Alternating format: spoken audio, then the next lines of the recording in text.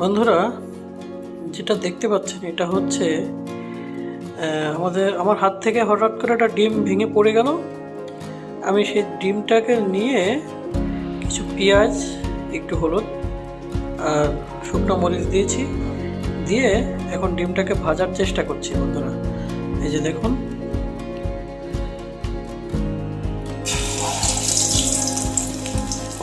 আমি কিন্তু কখনো ডিম ভাজি নাই এইভাবে। দেখুন, তেলটা মনে হয় একটু বেশি গরম হয়ে গেছে।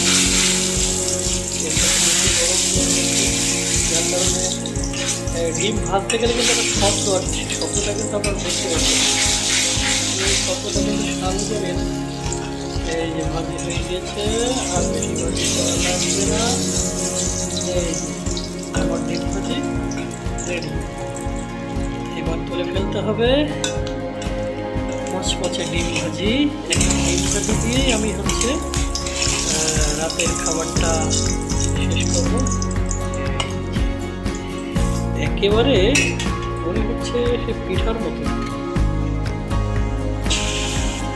একটি ডিম ভেঙে কিন্তু দুইটা ডিম করে নিলাম, সেটা দেখতে পাচ্ছেন।